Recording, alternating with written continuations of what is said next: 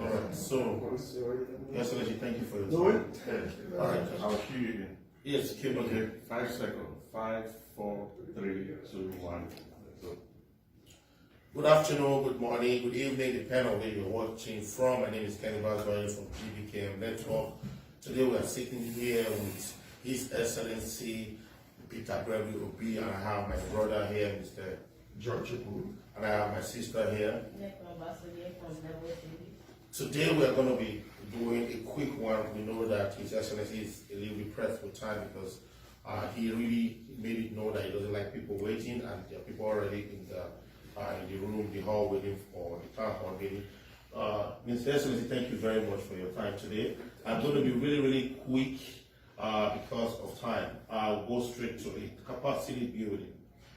You have been a businessman for years, before some of us will even give birth to. Not to say that you're old. You have experience and you know what it comes to capacity building. But we know that when it comes to capacity building as a nation, as a people, maybe slightly different. How, now that you're having a town hall meeting in Toronto, Canada, North America, how can this reflect in Nigeria? What will be the spin-off and the implication of this town hall meeting as capacity building? Well, for me, I'm probably coming to learn more than educate more. But when it comes to directly to your question, how does the capacity building here impact Nigeria? It's a very simple. The people who live in this part of the world have a lot of exposure and a lot of learning, which is required back in Nigeria to be able to transfer. As I've always maintained, a change would have a lot of impact from diaspora.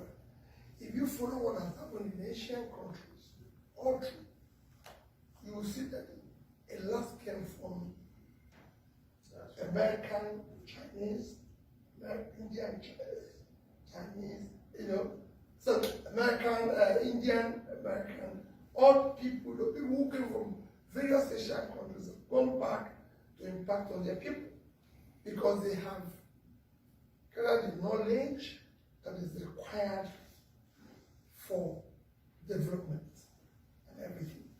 So what they've done here, the knowledge is really needed at home. The resources, you can't do anything. The first thing you build in any system is human infrastructure. Before you talk about physical infrastructure. And if you have the human infrastructure, which is what people here can get, in past prayer. Before they proceed, I'm sure they have one or two things to say. Just to quickly follow up, the government is actually there as a government to create an enable environment for business to thrive. And with what you have explained, it sounds like the enabling environment may not be there for diaspora. Therefore, the impartation of the diasporans, meaning going back to, let's say, to Nigeria now, to impart, it will be minimal or close to zero if the enabling environment is not there. Well, they're part of creating that enabling environment. When you talk about enabling environment, you talk about issues of leadership. You need to have a leader who have the capacity, confidence, to be able to do the job. I always say we need to have leaders who are confident, who have the capacity, who have integrity and compassion to do the job. So these are part of what those leaders will also have. When I talked about Chinese American, Indian Americans, and Vietnamese, yes, they did the same thing. Yes, society funding the same place. And those from diaspora were able to be part of that change. So it's not them, I wouldn't say they'll just, somebody won't come, there won't be magic that will create the enabling environment for them. They will be part of creating the enabling environment. It's all part of what their capacity is. That's what they're bringing to be able to have in creating that. Mr. sound like men, and madam A is few not. years ago, the government of Philippines implemented a policy that helped to integrate their citizens outside of Philippines to invest in the country. So in your own capacity, do you have any organization right now in place or a policy that will help to harness the capacity of Nigerians in diaspora? Well, I said it a lot last year, and I'm happy to talk about Philippines today, because I was talking to them about Philippines today. I said to them, it's a model that anybody should look at. And I keep saying, when people were saying, oh, we're having issue of diaspora living, and they said, oh, we're losing. I said, no. That's what we think is a loss, there will be a gain. Because by the time, with your help, we build that enabling environment.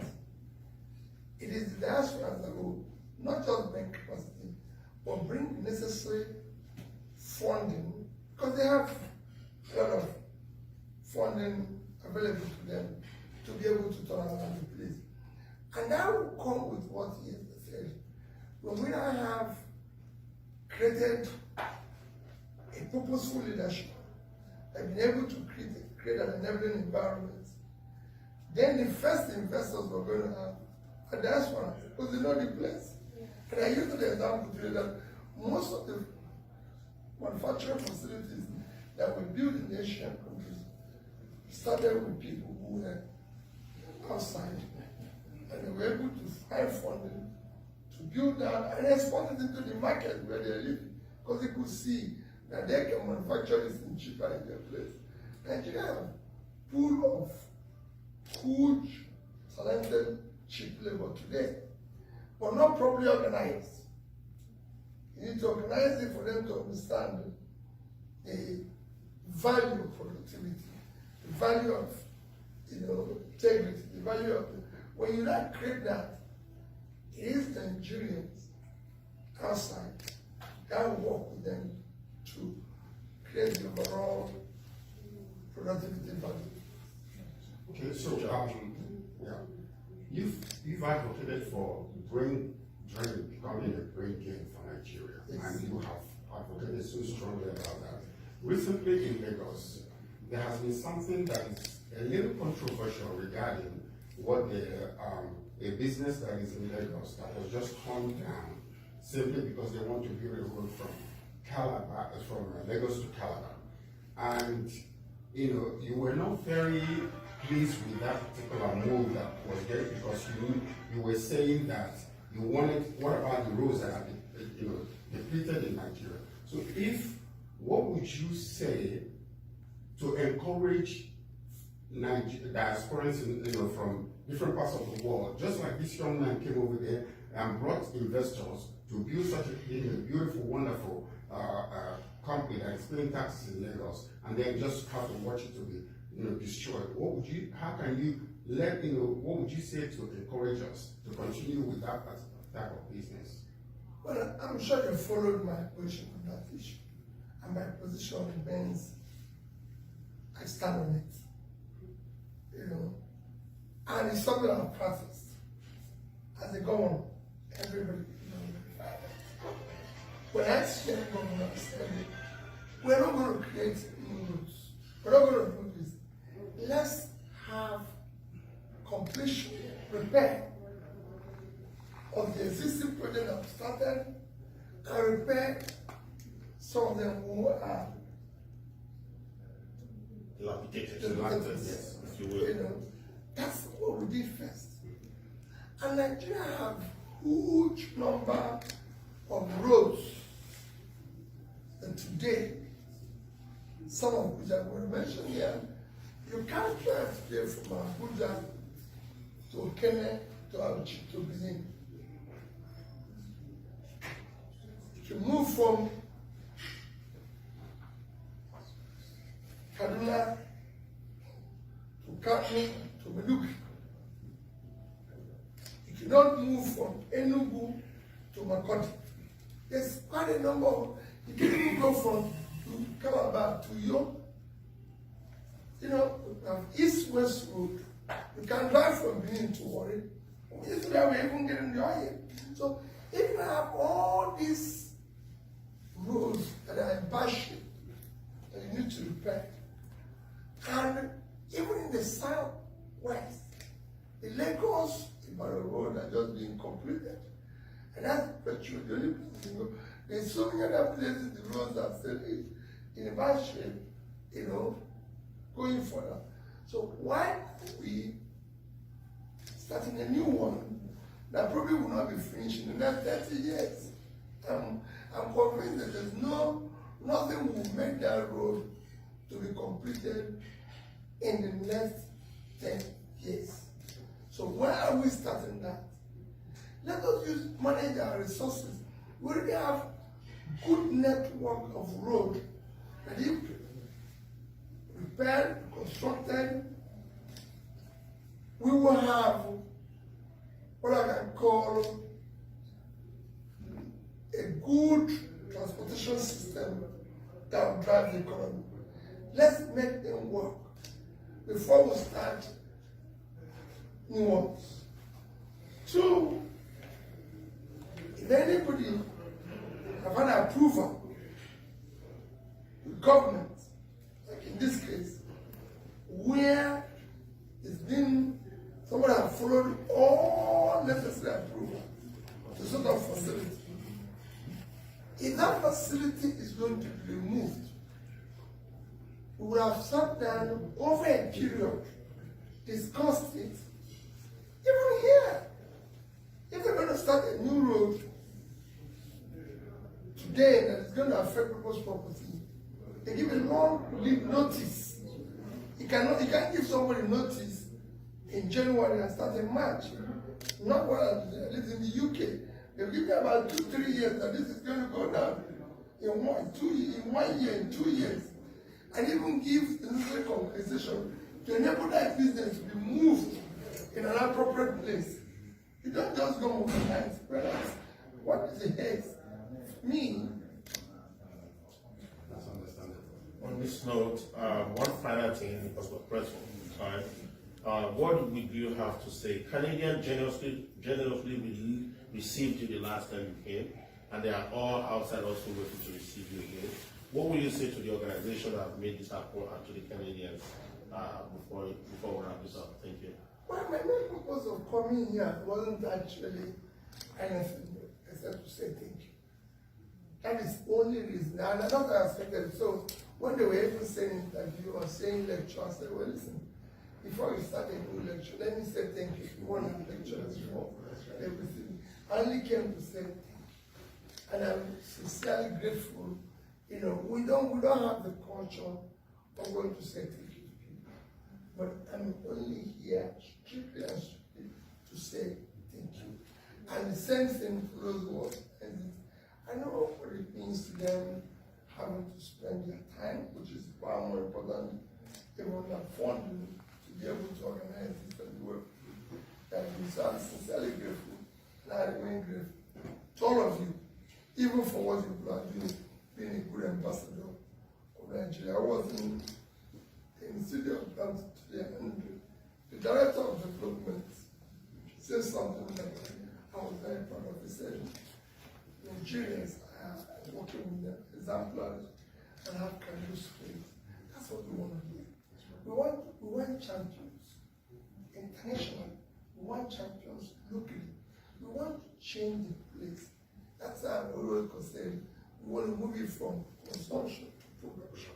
Get Nigerians to be champions everywhere. We have talented young men who can change the world. Talented women who can change. So let's encourage them. Let's give them what they need, the tools they need to go out there and be part of the change that the world requires.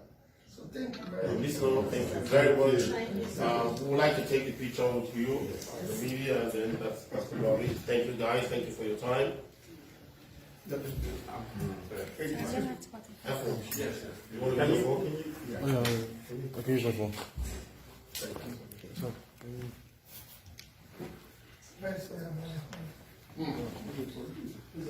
Okay. Sorry, take. I can use the phone. What about also John? Yes.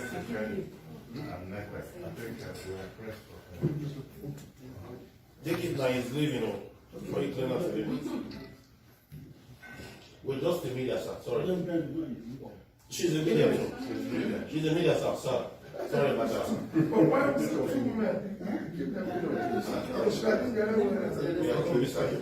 Sorry about that. We're releasing it for.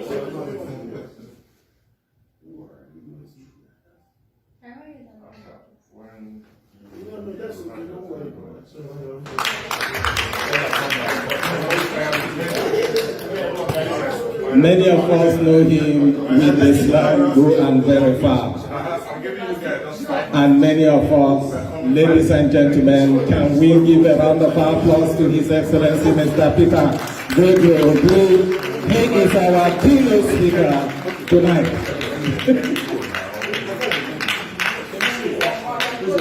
Please be seated.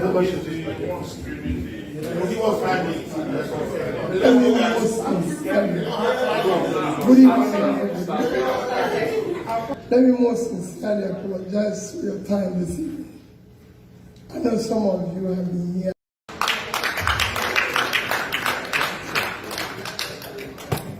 Many of us know him with the slang go and very far. And many of us, ladies and gentlemen, can we give a round of applause to His Excellency Mr. Peter Gogo, who he is our keynote speaker tonight.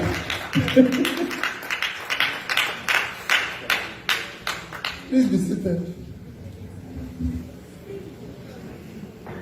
Let me most sincerely.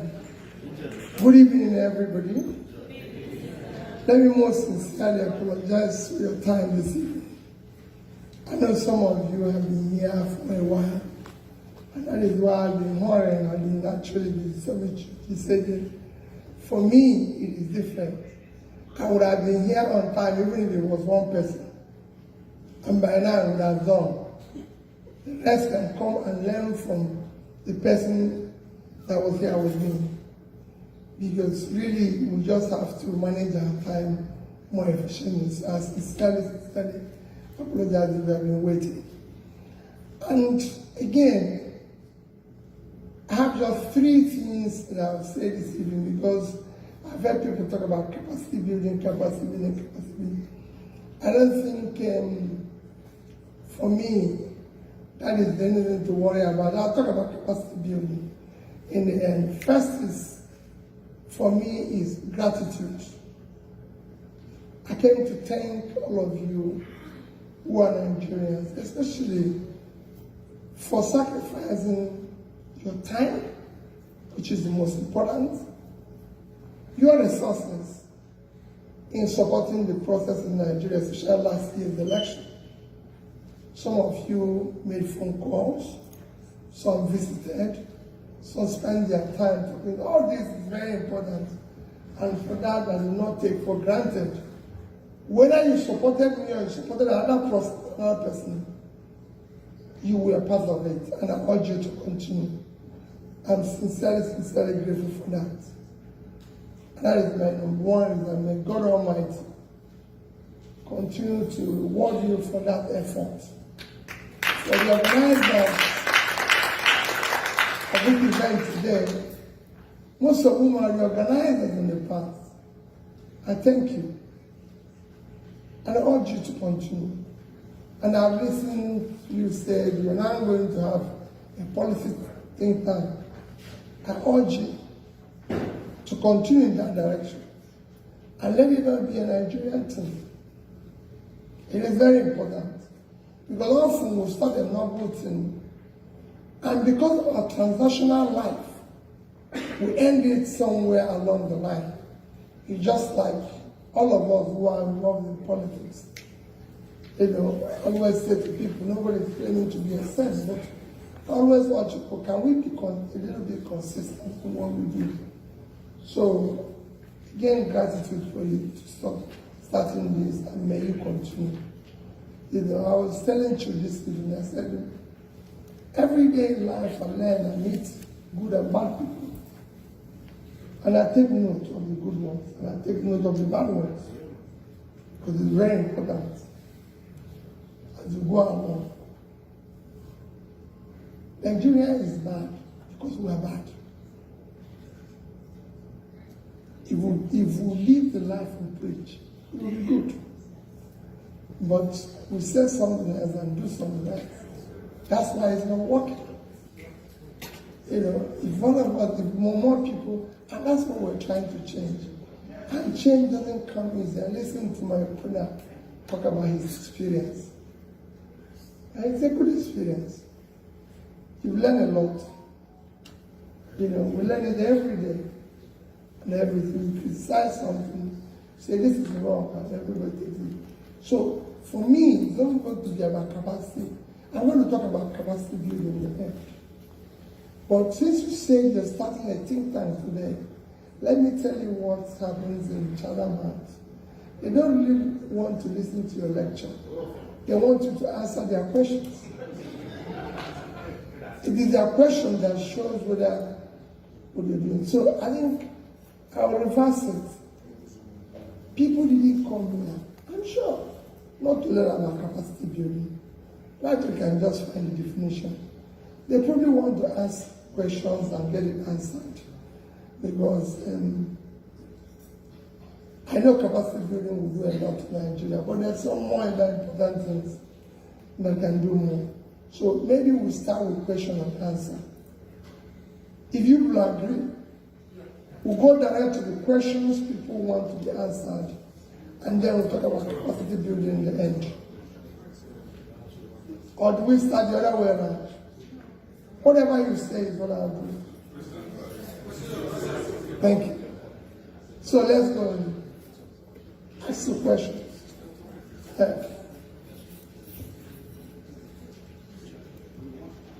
No, if you collect the questions, you won't be able to answer the ones that are not good. I want you people to speak up and say you're not a human being, so I can answer them right a human being. So yes, when they collect questions, they remove the ones that are they don't want you to answer. The people are here, let's take their questions. Val. Just a few.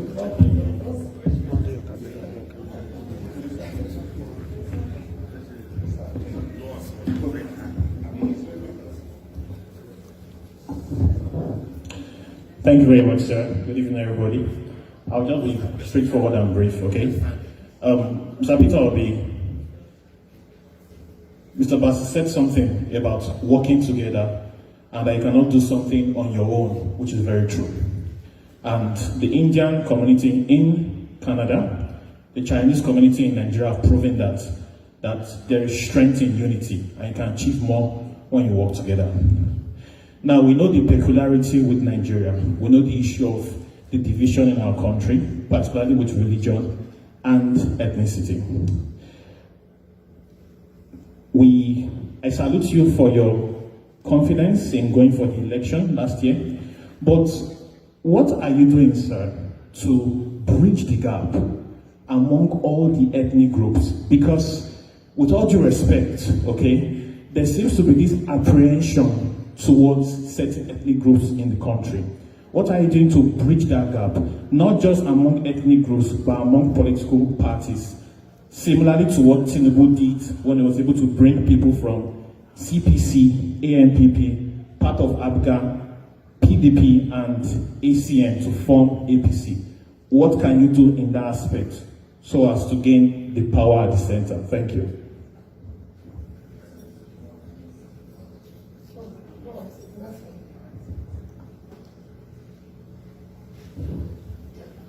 All protocols to be observed. The question I want to ask is, where do you think, in your opinion, where do you think we got it wrong at the last election, and what do you think we can do differently to, get the change we really all desire in the country? Thank you.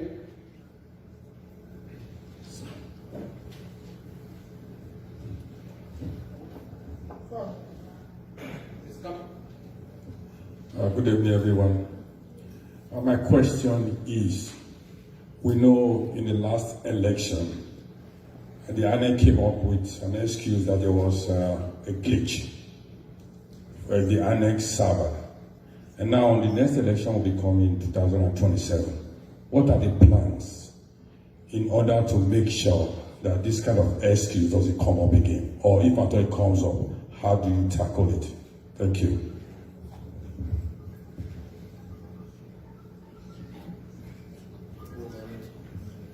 Your Excellency, my question is still related to the last election.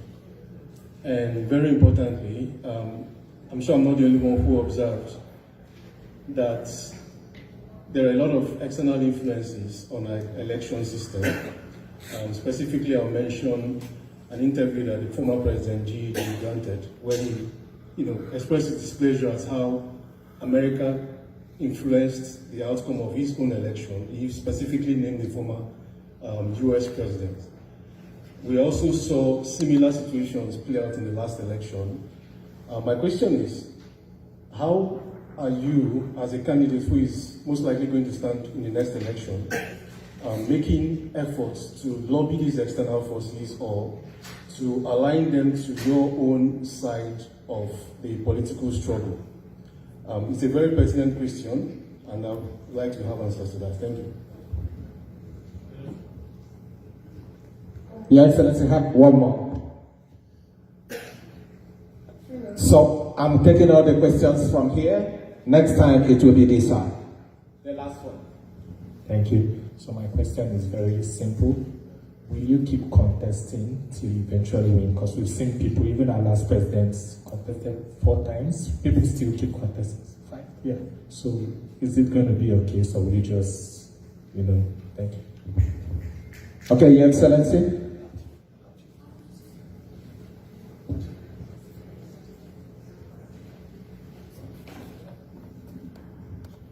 Well, let me start. First question I talked about the ethnicity and religion. Quite frankly, we don't have that issue.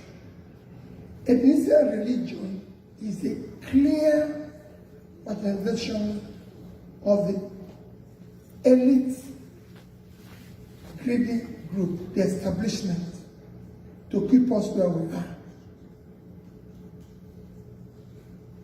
It is something that was born out of incompetence. When you're not doing well or when you want to do a state capture, you bring it in. Because I don't know any ethnic in Nigeria that is not suffering. Tell me which part of Nigeria is secure today. Tell me if there's any ethnic group that buys bread cheaper. Tell me if there's any religion that buys bread cheaper. If the Muslims start today to sell bread cheaper, I can tell you the Christians will go to the mosque and buy the bread. Why is that? So it is what we used to continue keeping Nigeria where it is. Because we have refused to use the proper process based on competence, capacity, compassion to select our leaders. So they hire all sorts of tools to tell you, I'm from here, I'm from there, I'm from there. Is there any road that is started in Nigeria that is good, that only one ethnic group passes? No. Is there really any part of Nigeria that is working in any ethnic group? No. Is there education and everything? The North has been charged for several years. That's not the highest out of school children. You can enrich 1 or 2 people, which will not work because you're trying to just build a system where people make money without entrepreneurship. So there's no production, it will collapse over time. For me, they know we need to dismantle it. I support all of them. And they know that once that starts, so for us, once we remove, that's why I keep saying, we must dismantle this criminality the way it is today. Once we remove all these things to go, because they are the ones that are doing it. If you know any trouble, they can tell, oh, we're this is happening, this is happening. But at the end of the day, that's it. I just telling someone today, I said, listen, Abuja is in the north. You can't drive from Abuja to Kene. You can't drive from Kene to Auchi. You can't drive from Auchi to Benin. That is not in my area. But there's no road. Somebody said here it was someone. Someone told me today from Ekpoma. And I said, hey, any minute, there's no, so you can go on and on and on. Nobody can go from Enugu to Makurdi or Makurdi to Abuja, can't go from Kano to Maiduguri. So they're everywhere. You know, I try as much as possible. I drove from Kaduna to Abuja for a church, Kano to Kaduna, Kaduna to Abuja just a week ago. To just cross Kaduna Ring Road was took us about 2 hours. It doesn't make sense. And these are the tribes that are being in power. So forget about religion. It is purely a tool employed by the establishment, the criminal gang that Nigeria please. It doesn't work. That I can tell you. And they know that we have dismantled it. I can tell you will be dismantled. Once you bring competence in, you go away. All these things will go. Because it's not helping anybody. Somebody told me today about state creation and whether we get this, why people look for more local government. I said because we have established a system of sharing, not a system of creating. So once you're sharing, people bother about number. But when you start creating, everybody disappears and goes back to do his work. Where did we go wrong in the last election? We didn't go wrong anywhere. We did the right things. But like I always tell people, when you bring a change, you fight for enemy all those who live off the old order. They don't go away. They gang up. So, and we're not don't think it's a sprain race to remove establishment. It's a long distance journey. Everywhere is happening in the world. Go and check everywhere, whether you're looking at what happened in India, in Mandela, in America, everything. No change has come overnight. It takes time. And I urge all of you, if you really want change, we just begin. We just have to continue where we are. If I tell people, and I say it every day, what I go through, you ask me, why are you still in this thing? Why are you still doing this? Why do you still have to bother? But I'm in it. And I don't intend to change. You see, every now and then you see agencies of government, tools of government, even when I'm not running an election, calling me them every day. They now organize town hall meeting just for me. No problem. It doesn't bother me. Let's keep doing what we're doing. We did well. And we should be proud of it and continue in that trajectory until we're able, yes, there might be one or two things, we'll correct them, but those things we'll correct. And I assure you, we're correcting them, without naming them to be able to, but it's not going to be easy. We're going to do the INEC server was same as the establishment. The server won't work because the establishment had made it that it won't work. So it is ours to continue to say it will work. There was no glitch. Amazon came and said there was no glitch. Amazon glitch is noticed globally. It's recorded globally.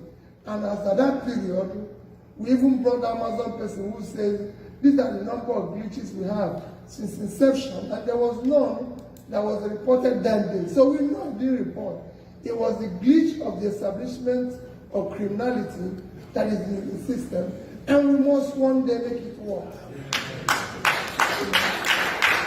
So, we know the leverage, you know. So, you talked about the external influences. There's no external influence. I don't need to lobby anybody. I can tell you that I went to several meetings outside Nigeria. Do Americans come to Nigeria when they are running an election?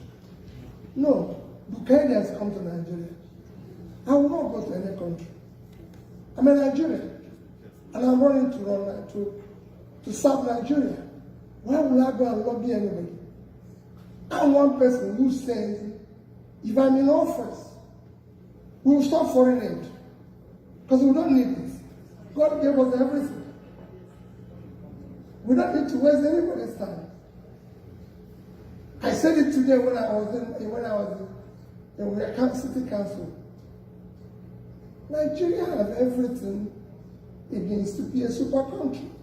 God gave us everything. I don't need to go and copy anybody. We just need to fold our sleeves and work. It's as simple as ABC. We don't need anybody. I have governed the state. I didn't need the state. Things were bad. Before I became governor of Alabama was known for bar references and everything. In fact, it was named Home for All. And I came and said, there's no place called Home for All. And we changed it to what? Life of the nation. And we said we will be first in everything. No longer are we going to be used in bad reference. No quarrels, no nothing.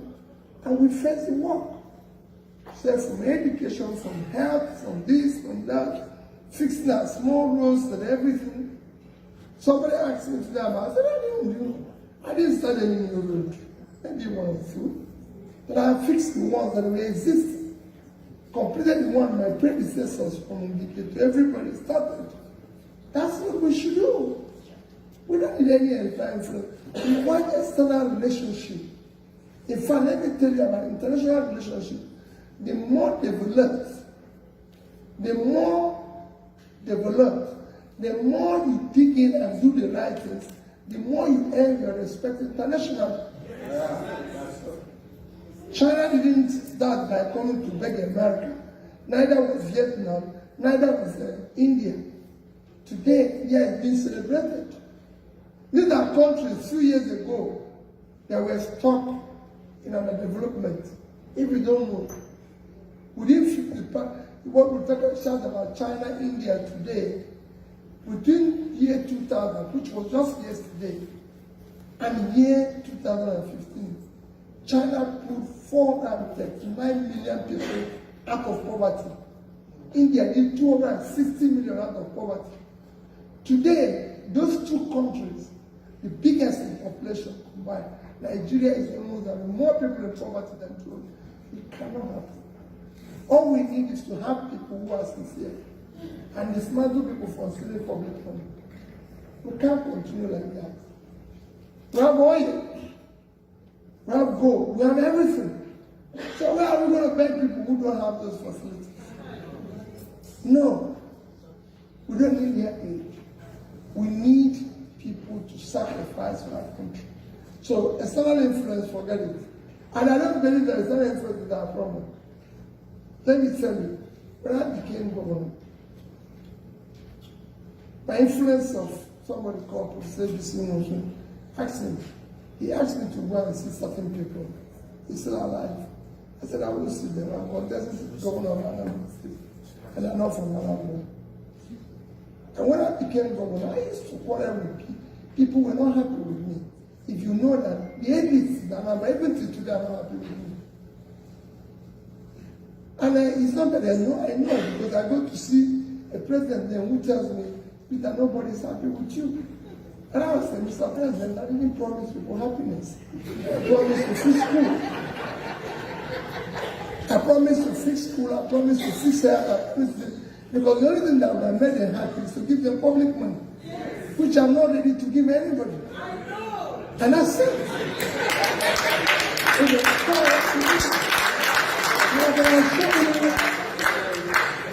I can assure that if I have won presidency, people won't be happy. The elites will not be happy. That's why they gang up, because they know what will happen and everything. People were not happy. So it wasn't about people's happiness. I get warned, and I say it every day. I get warned from people to tell me, not even the female, not even the women, not even my wife. I always say my wife, whenever I say people are not happy, I say, you're not happy, people. Because I shot an office of First Lady. I said it shouldn't exist. Because nobody voted for you. You're just my wife and I love you. So it's not with me. It is me who they voted for to deal with this matter. And with that, you know, because I found out we was going to spend more money for an office that has no value than education. How? How did we get here? To come. So, there's no external influence. It is us. The influence begins with us as a human being. I told people in Harvard, one of the reasons people want to know why I went to so many schools, I wanted to know what they asked. Then in Canada, I said, what is your best university? I go to different places. I want to learn. I was in City of London to learn, just to learn. And I was shocked that the person who was teaching me what I was a Nigerian. So they don't have different brain. So why are we going to go to them? We'll talk about the influence. It is us allowing this thing. And finally we said, will you keep contesting? Well, I can tell you, I'm not desperate to be president of Nigeria. I'm desperate to see Nigeria. Because they can work. So, if I find those who can do it the same way, if I find those who can do it, what I can do what I do, of course I will encourage them. I've been part of a system that is working. I've seen systems work. What I want to see is Nigerians who have you wondered why Nigerians are so religious, yet things are going wrong? It's because they don't believe in God. They actually talk, but they don't believe in it. Because if they do, the story will be different. They will have conscience, they will have compassion, and they will do the right things. But I've seen people do the wrong thing consistently while preaching. So, for me, it's not about me. It's about us. How do we get it to go right? It is not very difficult. Nations after nations have done that. Why can't we do the same thing? It's as simple as everything. Tell me the problem you think is the greatest problem in Nigeria. And I'll tell you that it can be solved. Because we're not the first people who have solved it. We're not the first people who have victim of criminality.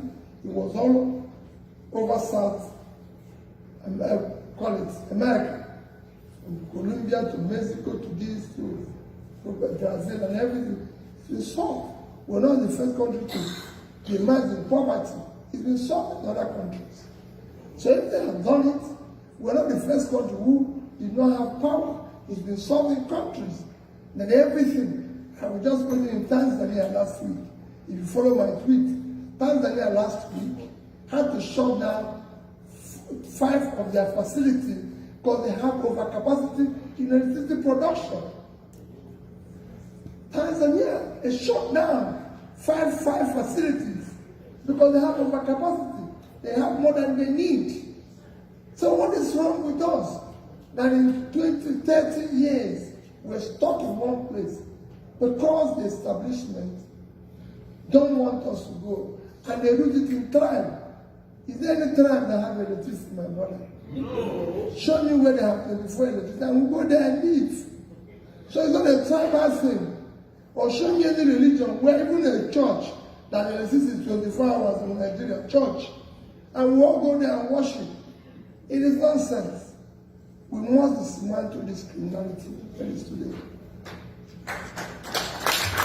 Please, questions from the women now. Women.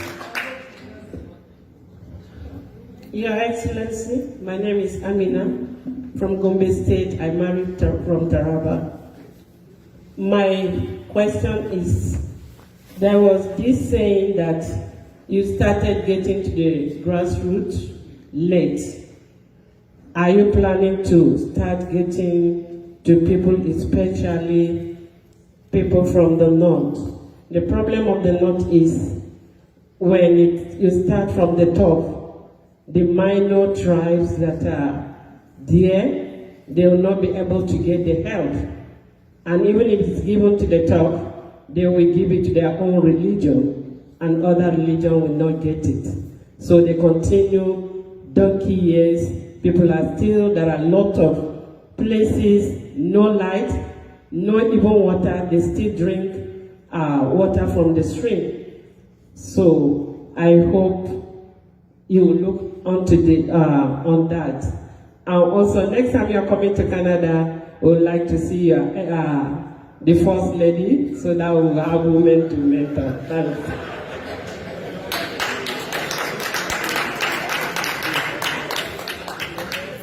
That's a question for His Excellency to answer. I'm starting on the existing protocols.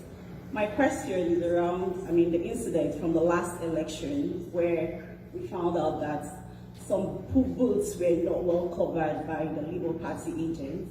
So my question is, what strategies are you looking to put in place, like in the coming election, to make sure that there's a widespread of Labour Party agents? If you're still going to win Labour Party. Then are we hoping also to see like a collaboration or a merger with other political parties? Because it's going to be very difficult for you to unseat the present government or the present administration. So this is my question. Thank you. Hello, good evening, ladies and gentlemen. I don't have questions for Mr. Bittelby. I just want to say thank you very much for giving Nigerian youth a lot of hope and encouragement. Thank you so much. May God bless you.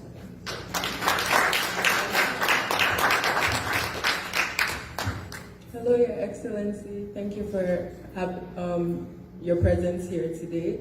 I just have a question in terms of what advice would you give Nigerian youth in the diaspora and at home, like in terms of they have lost hope based on everything. I know that we have the same sentiments as people, but what would you advise us in terms of how to support our community back home?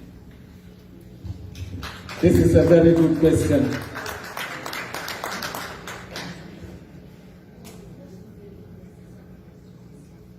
How many of you here know MC Danfo? MC Danfo? If you know him, you know why I'm doing what I'm doing.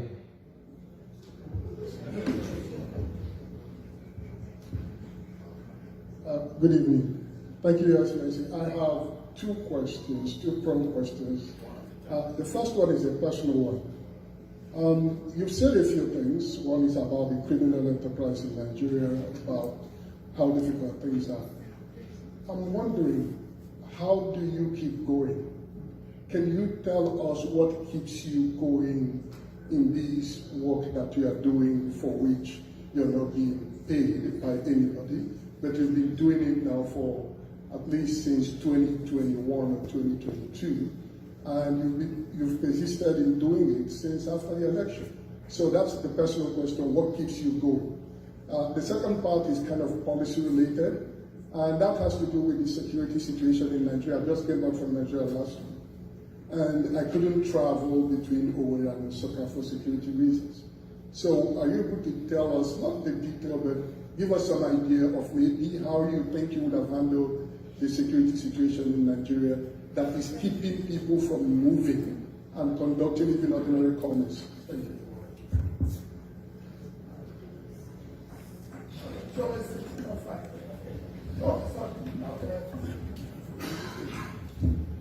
First question is the issue of grassroots. You started with the grassroots late. Well, maybe yes and no. Because if it was voting, people people voted for us. But the system refused it. And I'm also beginning to reach out to the grassroots, like you said. I'm sure you must have seen me in the north and everything. But I'm not visiting the grassroots because of vote. I'm visiting them on the next election. I'm visiting them because I want to learn. When you say we have 20 million out of school children, you're actually talking about 20 million productive people that can change the world.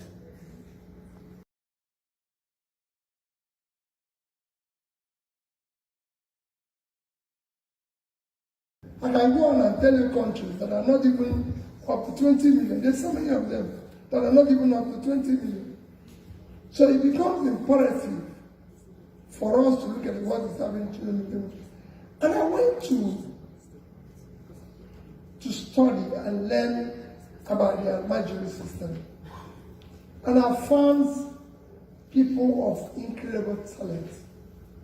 I spent time in Almajiri school watching young people learn Quran, sat with them and watched them. And I saw doctors, lawyers, engineers, everything. Because the same talent they're using to learn the Quran and analyze it is all they need. What they need is what we call Sharia system of education. So for me, since they can't go to school, if I have the opportunity, I'll take school to them. Where they're learning the Quran, I'm going to put English teacher, mathematics teacher, science teacher, everything there. And I can tell you before they finish learning the Quran, they also have learned something. We're not the greatest Muslim country in the world. Indonesia is here. The difference is that Indonesia has over 90% secondary school enrollment. We have 20%.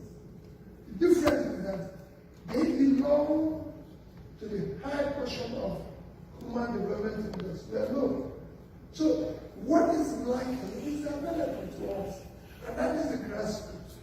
And I'm reaching out to the grassroots. I want to change them. I want to help them to be better people because they can help us to change the world. Not because they want to vote for me. Like I said, for me is to get Nigeria to work. And they're not just going to be here and everything. We need productivity. Productivity today. I believe that today Nigeria can change from the heart. We can make more oil work for us, but I can tell you, the North will generate more money, more resources for us than oil. So I'm reaching out to them as much as I can, and of course, we'll discuss the first lady next time.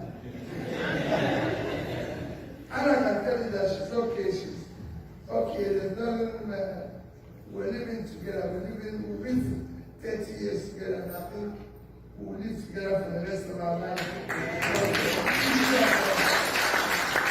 But now, I want to save Nigeria. Thank you. Someone said, Labour Party agents were not in all the groups. I agree with you, because we don't understand that. You know how we started and everything. There's so many lessons we learned. Somebody has some lessons we're going to correct in the future. I won't say that to tell you those things. Whenever we are going to collaborate with people, if you need, yes, of course. Collaborating with you people. You are actually the biggest collaboration we need to be able to be smart for that stuff. We're going to work with everybody. Who thinks the same way we think? Who wants to do the same thing we're doing? Our collaboration will not be based on transaction.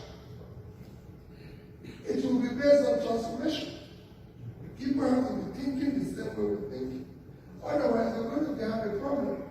If you go and collaborate with people who don't think the same way, or those that can easily change, because there's some people who can change and believe in what you say, you can collaborate with them. But if you collaborate with those who don't believe in what they say, you're going to have a problem along the line. I always say to people that I want to try this want us to be in any place with people who are going to the same destination with us. But if you go and carry people who are past their destination, you have a problem. And that's all we want to do. We want to do the right things and everything. So party, we will change certain things and we will collaborate. It is important. You know, and you say thanks for the youth, and once somebody asks about the advice of the youth. Let me be honest with you. We're doing what we're doing for the youth because we want to save ourselves. You can't repeat your children like and think you'll be safe. The reason why we are in security today is because we didn't invest in our youth yesterday. It is not people that were left and abandoned that become a problem to us. If we had invested in them, the right education, the right things, the North is far and safe today than the South. Because they need to invest in education. They need to invest in training those people. So if you leave these people abandoned, you actually not saving your life.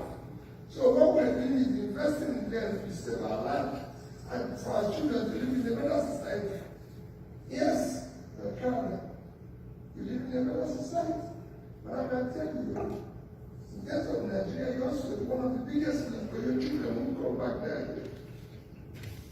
They want to ask the who wants to go where there is security? Someone just said he will not go because they don't want him to go to the moon. They want to go to. So if you don't go, do you think the children will never go?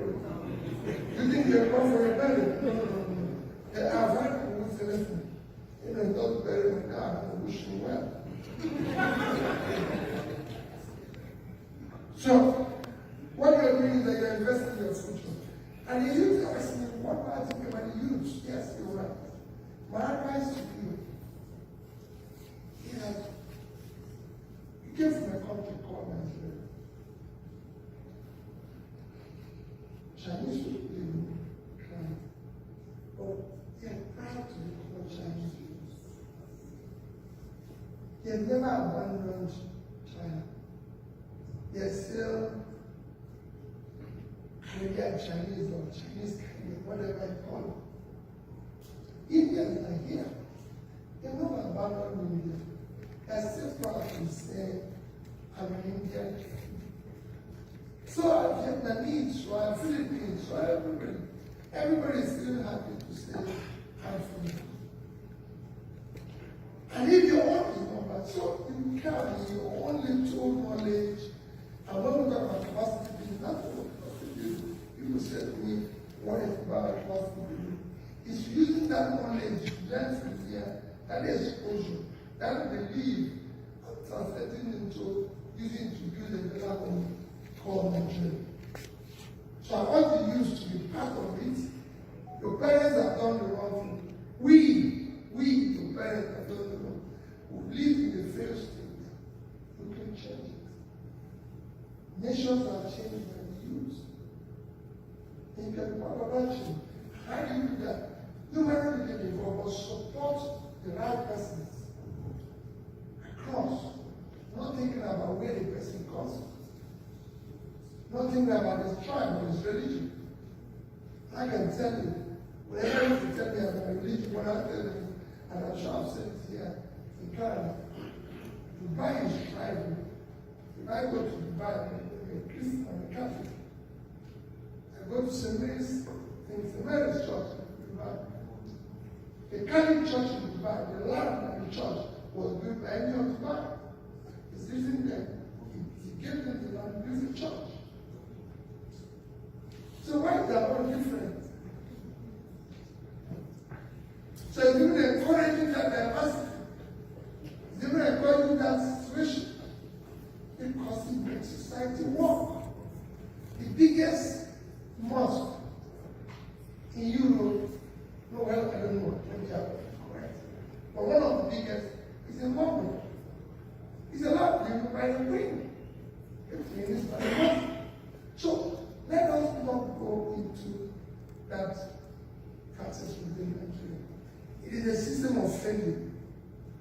Once you fail, you start attaching things to people and say, oh well, because they are scared of some tribe. Maybe those people, they are scared that trying to change.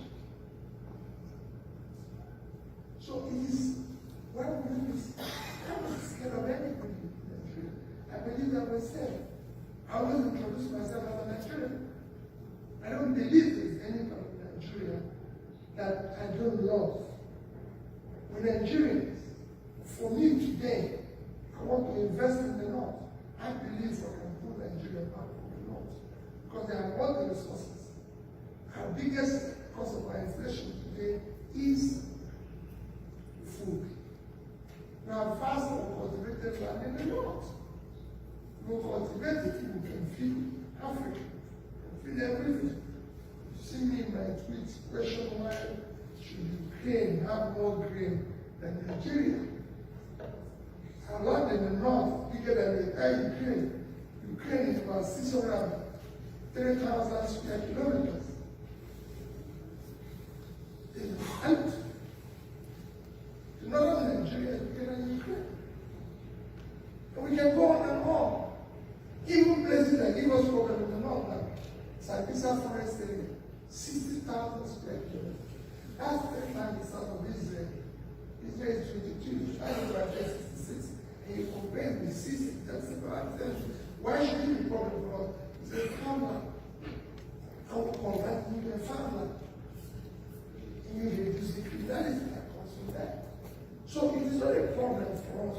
So the youth, I urge you to be part of this change. It is necessary for us. Well, what we advise to the Nigerian youth, and then it comes to finally the security situation in the country. There are so many things we need to do to reduce security situation in Nigeria. We have 5 insecure countries all over the world, and I don't think our things we just need to focus on it. We just need to deal with it. We can't allow non-state actors to take over the country. That's why we declare war. Communication and any war. We've seen corruption in the security system. We've seen from the manpower and everything. There's so many things we can do to get into war. And I don't think it's very difficult. It's not something I can tell you how, in my own small way, dealt with the issue of security. I have dealt with it in my own small way. I didn't talk to them and say, let's have a very but I can tell it can be done. Can be reduced. We need to just tackle it head on. We need to do the right things. We need to show that we're in charge. And everything is about leadership. There's no way if you come to Canada today and as we are here now, if anything happens there, there's nothing unique that this perception is security to Canada. You know what will happen when we go back in town? You probably see 6, 7 police running around the road. What does it do? And we are ready to deal with this. And if you say that there is school conflict, who should have now tomorrow the Prime Minister, everybody will find out. That is the sense of that. We want to deal with this. We motivate people and say, we can't take this. We don't have this. And deal with it decisively. In our country, it doesn't happen. And finally, hard work keep going. Just like I urge you to keep going. I've said it before, several times. It's too late. It's not a long story how I got involved in politics. And since I got involved, I don't want to go away here. I wasn't a politician. I was like everyone on each of you. I never voted from the day I decided to go and contest government. Is there anything in my life that I never knew was possible is to go near politics. Is there anything I have made me lost a fortune where I would have been in life. This is politics. But then, everything I have is by His grace. And it's by His grace that He takes you to where you don't want to go, or where you want to go. I've said it before, I joined politics from going to schools. In my little life, I've been to various schools in my life. I didn't have the privilege of going to school in Canada. But I've been to trainings from Harvard to Columbia to Kellogg, Kellogg's School, to somebody asked me just last week, said, Peter, how are you an alumnus of Cambridge, Oxford, and Kellogg? I said, I was actually going to know whether there's something in their brain that is different from our brain. But where I go, I found out that our brain actually is better than their own. But in Kellogg, I met a man called Professor Donald Shekov, the Dean of Kellogg Graduate School. This was in 2009. He took us on a course called the World Economy. So let me explain to you. And it taught us for 3 months. He never mentioned anything about Africa. A day before his last day, that is the last day he would retire from Kellogg. He came into the class and the whole hall was full. All of Kellogg Graduate School. And I said, Dean Jacob, you have to say anything about Africa. He said, no, you know about Africa? I said, yes. I paid $40,000 for this class. And I have to talk about my continent. He said, I'll talk about Asia. The next day, he finished and looked at me and said, Peter, if you want to know about Africa, I said, yes. He said, there's nothing called African economy. Africa doesn't know this. One, have you ever seen a car seminar called African spec? There's American spec, there's God's spec, there's Asian spec, there's this, but there's no African spec. Because the program was in Africa, 2001. Said, I live in America. We are 5 years back, 6 years, 10 years back, 15 years back, 20 years, 30 years back. Do you have that in your country? I said, I'm sure there will be. But I'm thankful we have. And he said I should join him for lunch. You know Kellogg very well. Kellogg is in Bangkok, Michigan. So I joined him for lunch. So when we finished eating lunch, Dean Jacob said I should let's take a walk by Lake Michigan. I was there taking a walk by Lake Michigan. Dean Jacob asked me, do I have any of my country's currency? And I said yes. So I brought out 100 naira, which was the biggest denomination of currency then, and gave him. And he gave me $100. He asked me, which of these two currencies do you prefer? I said, the dollar. And I said, I prefer the dollar because dollar is 10 times the Nigerian currency. So it was 10 naira then, 100 naira then. I said it's 100 naira to $1. And he said I should keep his dollar. $100. And he took my $100. We worked a little bit about a pool of 100 meters again. Dean Jacob asked me again, can I bring out his $100? I brought it out. And he brought out my $100. And he said, Peter, which two of these two currencies do you prefer? And I told him the dollar again. And I told him why I prefer the dollar, the rate. And Dean Jacob said to me, let's sit down here. There was something like a sit down. He said, let's come down today. And we sat down. Dean Jacob told me, Peter, I've taught economy for 50-something years. I started teaching in Kellogg in 1957. Today is my last day. I will retire today. I won't come back here. So you put me on as people I meet in this school, because maybe I meet other people when I go back to my office. And he sat there and said to me, Peter, economy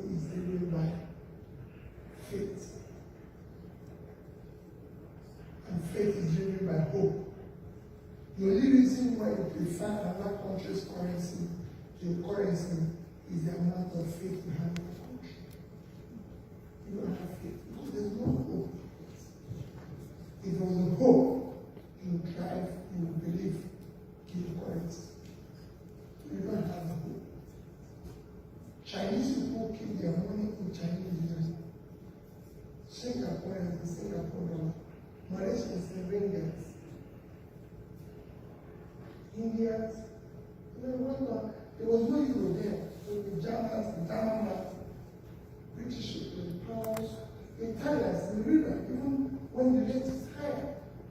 And all over the world, because they have hope in their country. Because they don't have hope in their country. Can I ask you for a favor? Say yes. Say, before I ask you that, I said, are you want $1 million? I said yes. Are you want $2? I said yes. Are you want $3? You get to a stage, you say, Peter, you have enough money to buy food. And that's how we know. The rest of the money is you use it for any other thing. But you have enough money to buy basic things in your life. Can I ask you for a favor? Can you go back to your country and participate in building public wealth? Public wealth enriches everybody. Individual wealth impoverishes everybody. That is the economy. So go back and I've been with you for the past 90 days.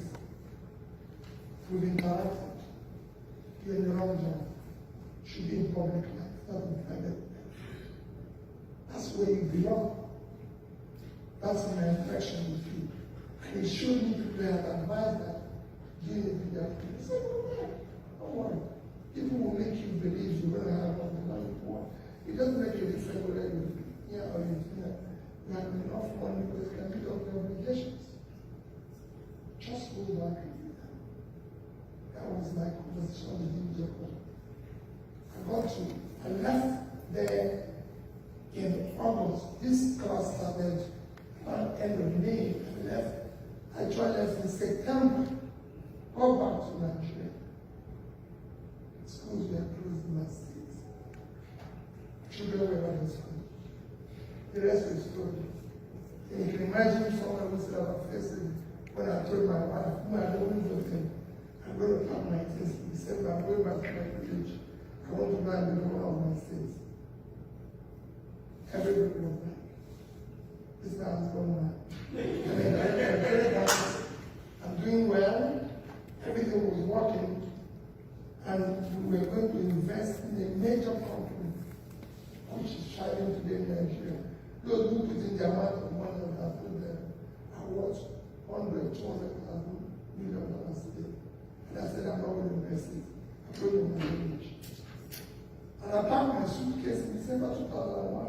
I went to live in my village. Lift. I didn't even have a house. I don't have a house in my village today. My mother built a house. I want to live there. No air condition, no thing. Till today. And that's where I live.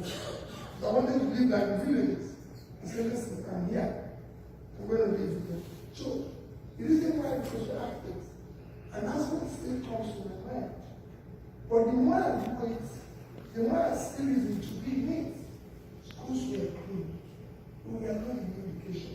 People don't want to see us. Those schools have changed. Their winning prizes today. I could see those children happy. I could visit those schools. People tell me,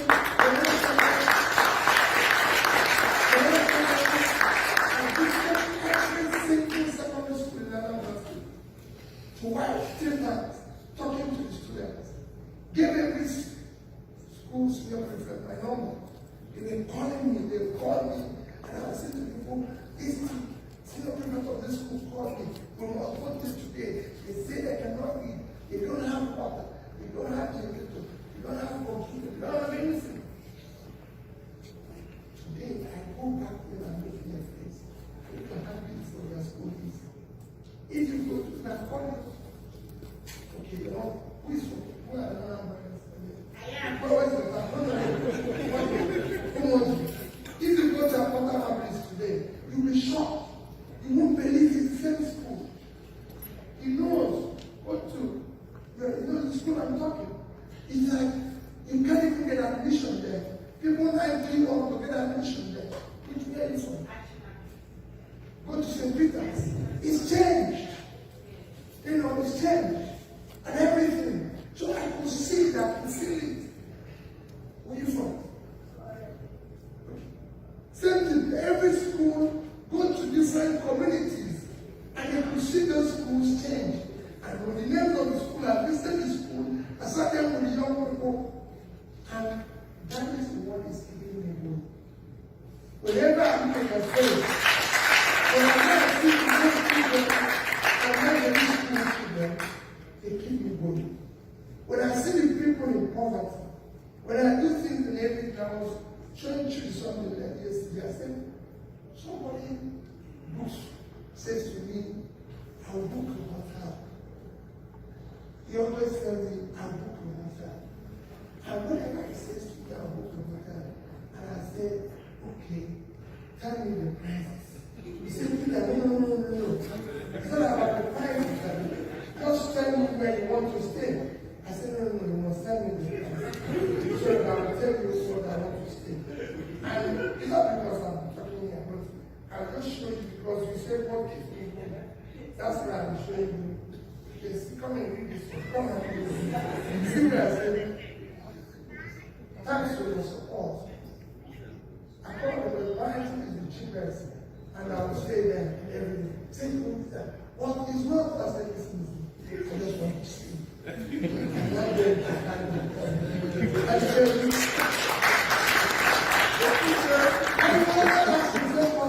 the difference is just 100 pounds.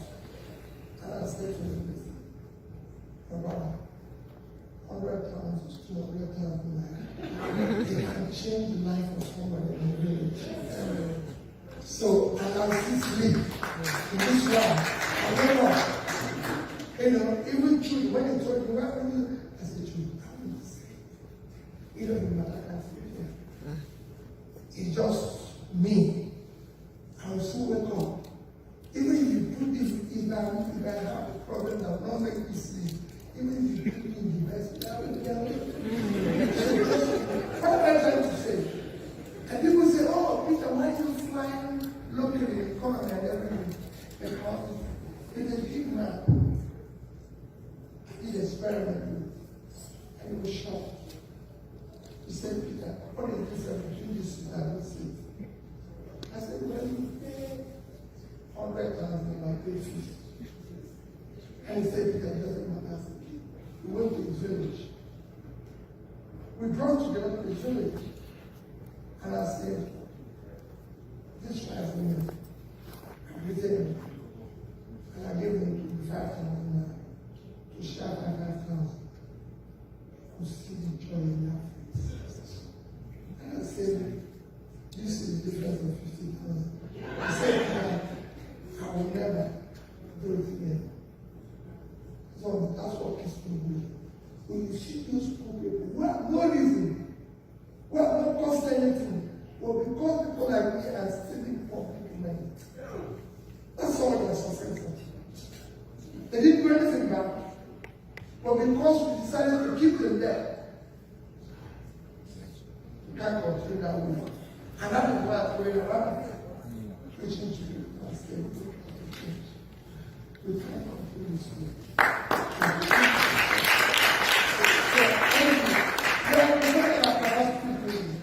I won't want to go on question, but I have something. But let me tell you, we're going to have capacity giving. One week, because I said I'm going to have in the end. And I'm trying to help them to run their children house very well. Because people have to know. What the capacity giving for me, really, answering today. You need to be able to learn and help in translating what we learn. Everything in life is about capacity to do. It's about capacity. Whether you're talking about people being able to act, live, lead, force, everything, the people have the competence and the capacity. It's a critical thing So we talk about capacity building. For me, maybe people who are talking about playing in sports, playing in school. I want to see a Jamaican today. Someone who told me about Jamaica today. And I told him what I learned from Jamaica. He said, it's true. We did. He said, Jamaica used sports to fight criminality. So you see a lot of Jamaicans, they do athletics and everything. It was actually a fight to stop crime. So they diverted their mind to sports. And they found out that they were earning more money in this thing. And that's what it is all about. You are in a place where you know that in this country, there's so many things you talk about when you say community. Again, we need to divide people and into prisons. We've even seen it celebrate Easter and New Year's in prisons. And I try to interview all people. Why do you stay? Why do you keep that? Why do you do this? You won't believe it. How much will you pay? In the last celebration, 20,000 back, 50,000 back. Do you think if this person has a job and he earns 100,000, he will quit? No. Certainly, you can't stay in the bush. Nobody here can go to the bush and stay for 1 week. So even if you put you there, you can now somebody is going to give you 1 million. By the time you stay 1 week, you say, listen, let these people go because I want to live here. Because you will not, but because you are not educated people, you are not supported them, they live in the bush. So when they take you there, it's a home for them. So don't feel it. You will down there is not the one feeling uncomfortable and say, pay them anything, then you can have a beer.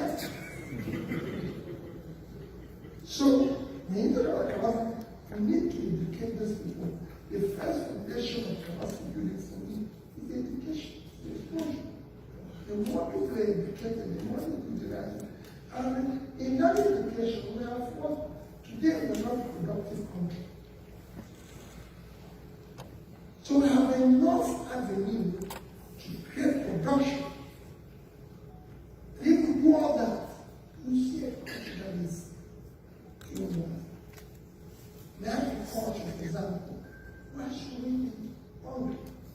People are earning in different things, and then someone is doing this from Tanana. She's not here. Okay. Where is she? Okay. She's from Taraba. And she's from you. Taraba is a state with 54,000 square kilometers. Yes, sir. This was out 54,000 square kilometers. When you find some very conducive place for flour, tea, and coffee, Kenya have less than 10% unemployment. Children, young people, working for export. They pay them about $100. And they earn over $5 million from flour export. Ethiopia makes over $1 billion from coffee. Somebody told me today that he used the Ethiopian airline and he got to this amount. He thought it was in Europe. Hey, where are you? What is it? It works. They can grow coffee in Arab. Sierra Leoneans, they make over 1.5 billion from tea. Tea can grow them. And this is what happens in every part of Nigeria. Every part of Nigeria. Every part of Nigeria. So for me, really, that's what drives me. How do we take those people back to the city? So this is what, for me, when we talk about capacity building, related to leadership, how do we get the right people, right leadership, people who have, keep saying it, who are competent, who have the capacity, especially have compassion to care for the people. When you were saying, talking about stealing public money, that makes sense. But I always say that the relative sees what he can steal and keeps it. No, it's never happened anywhere in the world. Not even here. Part of why people don't see here is there's consequence. Right? No thief sees what he can steal and keeps it. And so nobody asked me to keep $150 million for Anambra State or $30 billion. I wasn't under any obligation. I could have taken 10 years, after 10 years, I left office now for 10 years. All I need is to run around with EFCC and everybody every day. I don't have around for 2 years, and share the 10%. Everybody will leave me.